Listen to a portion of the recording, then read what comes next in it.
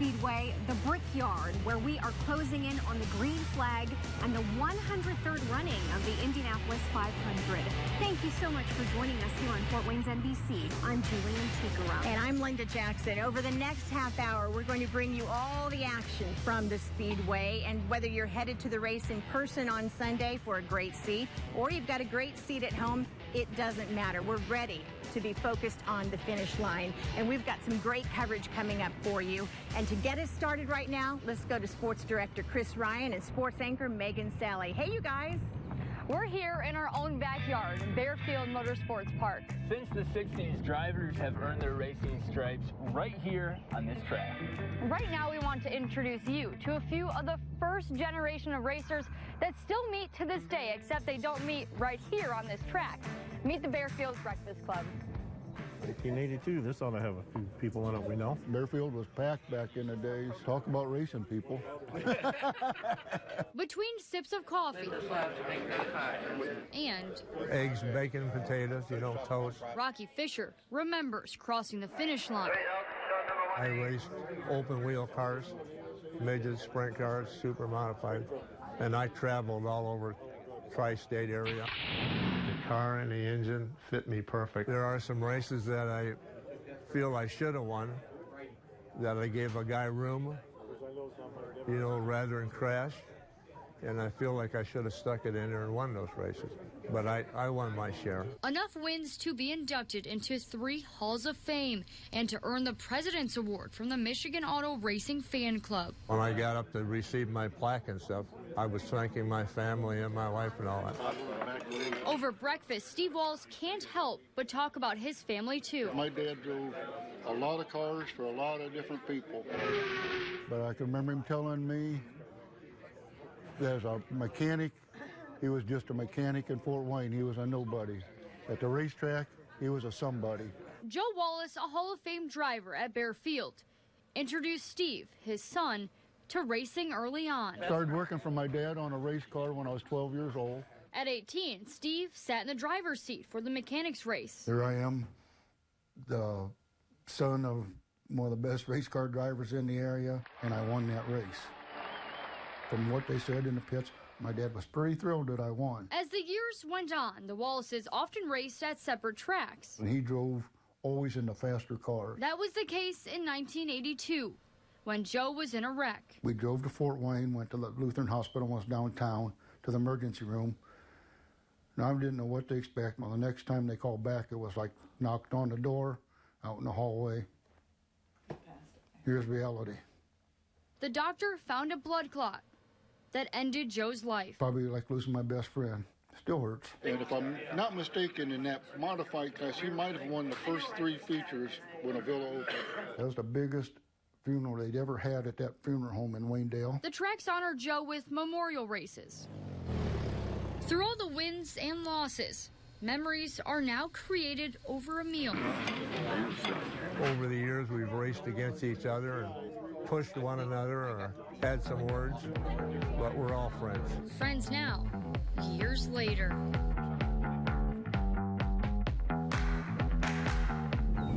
Now that we've met the first generation of Bearfield, we want you to meet one of the newest. Brianna Carroll was born to be behind the wheel of a race car. Thanks to her stepfather, Kevin, the track is the family job, fueled by a special someone who keeps them going. Sit her in the car that I was racing at the time. I grew up going to the racetrack to watch him. That was just like the highlight of her day. Eventually I said, Dad, I want to do that one day. And look at me, I'm a race car driver. Meet Brianna Carroll. Come to find out today, she's actually doing it. A dynamo on the oval. I started when I was 14. Strapped in the driver's seat. Took off ever since. With her stepfather's enthusiastic support. Without him, I wouldn't be able to do it. As the only female driver at Bearfield. You gotta be a strong individual. I wasn't ever intimidated by anything. Maybe she does mean business, Thanks to Kevin, the youngest in her class. And I wouldn't be where I am today if it wasn't for him. This is their car shop, the home of Bearfield drivers. It hasn't changed much except more race cars and more parts. They take those cars out here to Bear Field, back to a past 4 years ago when Brianna entered her first race, her first crash. I get to the car and she's, oh, well, the car. I'm like, no, you know, the car that is the car. How are you? I think it just made me want to do it even more. Just to get back in the car and not be scared of it, that's big. Still, Mom was none too pleased. We called her on the way home and told her, like, everything's fine, Brianna's okay. And when she seen the car, she told me I was never allowed to race again. But that didn't stop Brianna from pursuing her dream as a driver. She wasn't a huge fan of me racing, but she supported it. Because back another 13 years, Mom Rachel supported another racer. She loved it. Why the love? Because she liked him and he liked racing. Like daughter, like mother. Going to the racetrack, and she was always involved and helping him. So despite the bumps and bruises, it makes everything worth it knowing that I make her proud. But like Bear Field, life too has its bumps along the way. We didn't really know that she was going through it. Some hard enough. Sort of a long process, like half a year, I think. You'll want to quit. Where she was just in the hospital and in the ICU. And Well, at that point, I had to be the Rock. She was getting better at one point, but then her liver just completely failed on her. And we leaned on each other at that point, you know. She passed 4 years ago in October. There was a lot of days that I didn't even think I'd wake up in the morning. Oh, we definitely cried.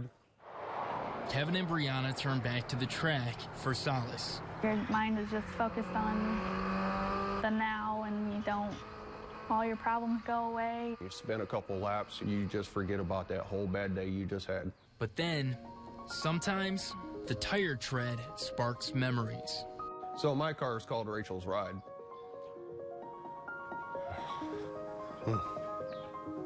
She spent countless hours out here helping me with this thing.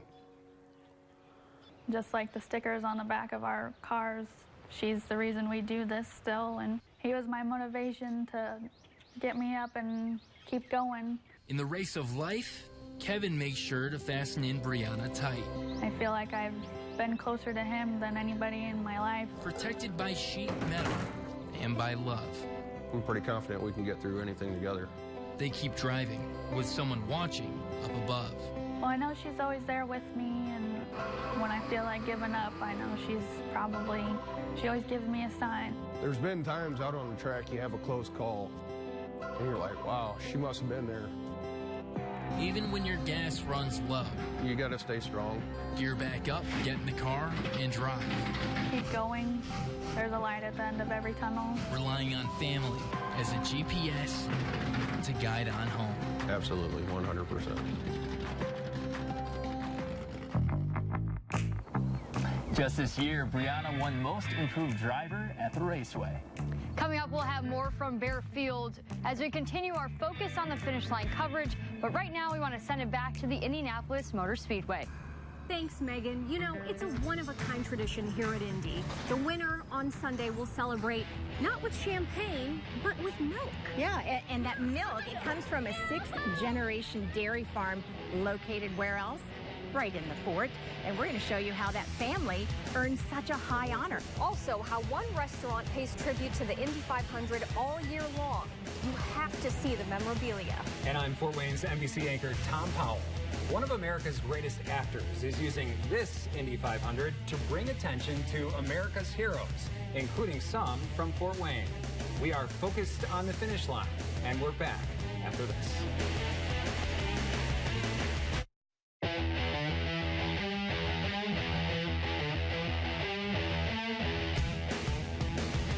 He may be the best-known actor of his generation, certainly one of the most honored. But Tom Hanks has done plenty to honor others, Americans who have given of themselves, and those who are making sure they're not forgotten. Change of plans. Jesse, Ham, Buzz, Bo, Rex, Potato Head. With Toy Story 4 set to come out in June, do I need to be worried? Tom Hanks could be out promoting the movie. Instead, during his trip to Indianapolis during race week, he's bringing attention to the 5.5 million Americans quietly caring for our nation's wounded veterans. Tom, you could lend your voice to any number of charities. Why this one? I think it's because the way I grew up, all of the caregivers that I had, all the adults, when I was young, were talking about their lives during the war. Right there, that's great. He's an A-list celebrity. There will always be cameras. I'm never going to interrupt. But during his time on the Today Show, live from the Motor Speedway, he worked hard to redirect the spotlight to people like Amy Jenkins from Fort Wayne. Her husband, Andrew, injured in Afghanistan, suffers from spinal and brain injuries, and now PTSD. He looks okay. He looks healthy. And I think that is the biggest struggle. On the surface, you wouldn't notice that struggle at home. And then the kids have become caregivers in their own right, looking after Dad. Just like Amy looked after her husband back on that awful night, shortly after he returned home from Afghanistan.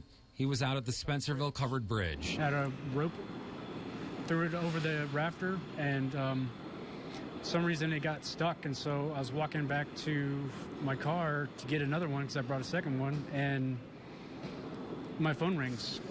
It was Amy calling at exactly the right time. Shortly thereafter, she shows up and takes me to the VA and gets me help. And that was probably the hardest moment in my life, was realizing that I was so lost that I needed somebody stronger than myself. That someone not enlisted in the service, but drafted by circumstance to care for her husband. Hidden heroes, taking on the not so often talked about consequence of conflict, always searching for the once persistent laughter that filled this home, stolen by war. There are times, and they're so precious, so glorious, where Dad comes back. And it might be for just a little bit, but he's back. And back in Indy, this Fort Wayne family got to spend some time with Today Show celebs and a Toy Story star, all working to lessen the burden for these hidden heroes. All right, thank you. If, like Amy, you find yourself isolated and alone, you can find the resources that Hidden Heroes offers by finding a link on our website at fortwaynesnbc.com. What better weekend than to honor this sacrifice than on Memorial Day weekend? Linda and Julian? Thank you, Tom. Such a great organization. Yes. And you know, Julian, it won't be long now before one of the drivers climbs out of his or her car and claims the ultimate victory. Yeah, that's right, Linda. And when they do, they will celebrate with a family of farmers rooted in Northeast Indiana. Fort Wayne's NBC anchor Caitlin Kendall explains. Just off the beaten path. Hey, girls. Everyone in Keenert Farms is hard at work. Right here, Daddy? It's a place where co-workers are family. The fifth-generation Homestead Dairy Farm has been here for over 125 years. It's a way of life for the Keenerts. And wouldn't trade it for anything. The Keenerts say family doesn't just include people. The cows, around 800 of them, are too. And they're treated like royalty. Come on, big girl. Each with their own name. After all, they are producing around 3,300 gallons of milk a day. Andrew Keenert says being raised on the farm has made him who he is today. But I just remember as a little kid walking around helping with the cows, always loving to be around the cows, and just working here as a family is what we did. You know, every weekend and every day we'd be here working as a family. That family atmosphere. Straw or hay? Straw. Yes, straw, yeah. Something Andrew's brother Nathan is quick to recognize as well. You sit down at the end of the day and, you know, especially after a tough day, if nothing went right, you sit down and you say, you know what, things aren't that bad. You know, we got 4 generations here, and it's pretty neat when you really sit down and think about it.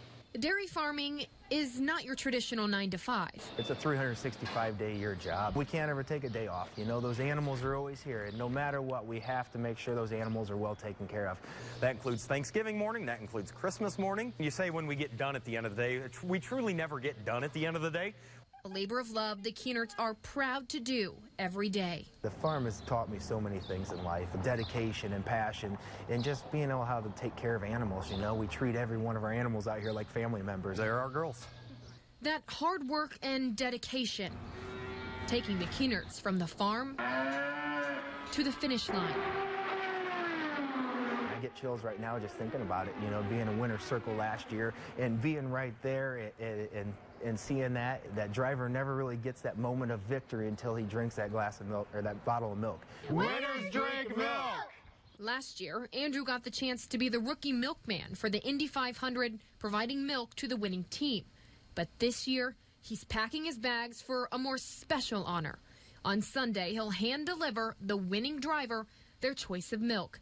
An honor, Andrew says, doesn't just make him excited. No matter who wins Indy 500 this year, I mean, just so they're happy to drink that milk and know what it means to dairy farmers and everybody out there, it's going to be absolutely amazing down in Victory Circle. While Andrew will milk his special moment for everything it's worth, he has a special challenge for you at home when you watch the race on Fort Wayne's NBC this weekend. Everybody at home, if as soon as that winning driver crosses that finish line, go to your fridge, get out a glass of milk, and cheers with the winning driver.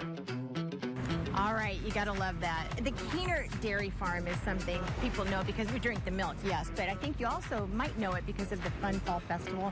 They have it each and every year, and it will be back in September. That's right, Linda. But if you come to Indy and you're looking for something really yummy to eat before the race, well, I have the perfect place for you. It's called Union Jack's. And I mean, Linda, this place looks like an Indianapolis 500 history museum, and they have great deep dish pizza. Here's a special edition of Focused on the Fort. I'm game. Earlier this week, we checked out 1911 Grill, one of the newer restaurants here in Speedway. Well, today we are checking out a place that has been here, Adam, for over 4 decades. Yeah, Union Jack's has all kinds of history with race fans. Let's go check it out. From that first moment you walk into Union Jack's, you're going to feel like you accidentally stepped into the Indianapolis Motor Speedway's History Museum. And customers seem to love taking in the sights of this place as much as they love the food. I think it's nice. I like the atmosphere. I like the decor. Yeah, the beer's cold. You guys have so much 500 memorabilia in here. I'd imagine that's a huge draw for race fans. It is. We get a lot of people that stop in over at the museum. It's a huge draw for our fans. And people obviously come for your food too, so we got to go to the kitchen and check that out. Chelsea is going to show me how they make their delicious Chicago-style deep dish pizza. Go with our sauce here. Get a little cheese in here. Green pepper. Sausage. And load it up with some pepperoni. Top it off with some more cheese. It'll come out and smell delicious. Oh. Man, that is good. Ooh, and I love the crust. So yummy. You guys have to try this. Let's go see what other people think. This is like a museum that serves food. It's unbelievable. Don't wait for the green flag. Just put the pedal to the metal already and race on into Union Jack's. It's the perfect place for that pre-race pit stop. Okay, Julian, I don't know which is the bigger achievement, finishing the race and winning it or finishing that meal. Oh my gosh, that was insane. I really think you need help to do either one, Linda, really. But coming up next, we'll check in with Chief Meteorologist Chris Daniels for that all-important race day forecast. Plus, we'll send it over to the guys at Bear Field to learn about a Fort Wayne man whose unusual story brings together all the ingredients for a championship racer and a healthy life.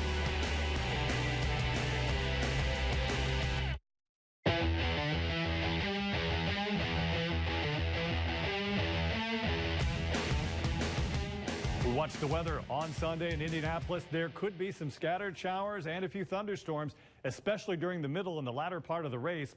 Temperatures warm, getting up to about 80, again with those scattered showers and thunderstorms possible and becoming likely. Let's take you back now to Indianapolis. Hey, Chris, thanks so much. Of course, weather is a huge consideration down here at the track. Yeah, that's so true, Linda. It's something that every racer has to pay close attention to at every level of the sport. I mean, you just cannot count on ideal conditions here at the racetrack. Something you can count on, and I know you agree, family. And I caught up with a Fort Wayne race car driver whose success on the oval totally depends on a family affair. Take a look. He's got a lot of potential. He has grown tremendously. 26-year-old Casey Nash of Fort Wayne grew up at Bear Field, the son of Paul Nash, a driver here for several years. I'd be lying if I were to say that I never wanted to race the Indy 500 or never race in NASCAR. But at the same time, I love what we do here, and I'll be perfectly fine if this is what I have to do for the rest of my racing career. Some of my earliest memories was always being here at the racetrack and always wanting to come to the racetrack. Here's Casey around age 1 with his dad. Here he is with his parents after his dad's first win at Bearfield in 1996. Lots of magic on the track, but a one-car garage is where that magic begins, from the ground up. We've done all of our cars out of that small garage, and it's challenging, but we've just adapted, and that's the same way we do with our racing. We just try to adapt. Casey drives around the half-mile oval, paved track, and 3/8 short track, a graduate of go-kart racing as a kid here. He crashed at age 9, took a break, and then began racing stock cars as a teen and hasn't looked back. Fast gear to 2017 and his first win in a stock car. First thing he wanted to do? Hug his mom. It was the beginning of a great year. We got to get faster. We want to win. Last season, his first in modified stock, and he came in second in the point standings. I was so proud. I mean, to watch your son win a race or even just do good, you know, and compete like that in something that you did, it was pretty special. Casey will tell you racing is truly a family affair, and there's no money to burn. The way it works around here for us is we try to do well enough so that we can race the next week. Everything goes right back into the race car. In the pits, it's Casey, Paul, and Casey's uncle. That's it. My family is my team. It's never just me. I can't thank any of the people that helped me enough. And Casey and team race with one thing front and center. Safety is my #1 thing. We have onboard extinguished bottles. I have everything in the car for him to be as safe as he possibly can. Not lost on this young driver, the history of this track. I never really thought that I would be out here, but it just came around to be that way, and I was out here, so I cherish it that much more. Oh, he's a great kid. I wish we had 100 more of them. We're here for the sport because we enjoy it and we love it. Our goal this year is to win the championship. I've worked so hard, and it's not that I want to go down as a Hall of Fame or anything like that, but I just want to go out here and be recognized as somebody that raced you clean or somebody that was a friend. Whew. We'll keep an eye out for Casey while we're out here. You know, for every lap, it seems like there's a story to be told. One of those stories started right here and then moved to the Indianapolis Motor Speedway and even worldwide. But along the way, John Klotz learned that following your dreams doesn't come without a few speed bumps. It looks like it got a pallet load of product coming out of here. John Klotz created Klotz Synthetic Lubricants after spending years racing at Bearfield. About how many bottles a day when you're running all day? 10,000 a day? But it all started in this. Original mixer. A 55-gallon drum. We would pour all the ingredients in there and then mix it up by hand. He was working on something, and I didn't understand it, but it did develop into something eventually. An oil that would go into the engines at the Indianapolis 500. Every one of those cars had our product in it, because that was the highlight of our business. The Klotz Special Formula was used at the 500 for 7 years. It's an awful big thing, you know, for such a small company as we were at the time. A lot of times we would work late at night. We started from the ground up, and a lot of people have the opportunity to do that. They just don't know it. There's some mistakes, there's some failures, but you know, you never give up. Klotz's next fight would be for his life. He got sick and needed his gallbladder out, but the doctors were surprised by what they found. That's when they discovered the cancer. And it came out to be stage 4, like right away. It was a real shock. He had colon cancer and began treatments. It's about finished with the chemo, so then I asked him, I said, what's my chances?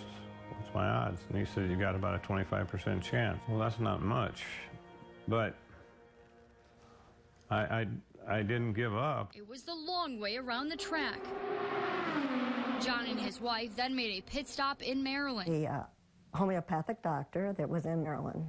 So I took him there, and that's where the diet started. But the new blend included carrot juice every day. His nutritionist said this is his medicine. The orange drink and a long list of other guidelines. She told me I would not be able to eat any more dairy, cheese, milk. Led to good health. Tried pizza without cheese. Yeah. How was it? It wasn't bad, but it wasn't like real pizza. Whenever anybody teased him about his diet or questioned him about his diet, he says, I don't like the alternative.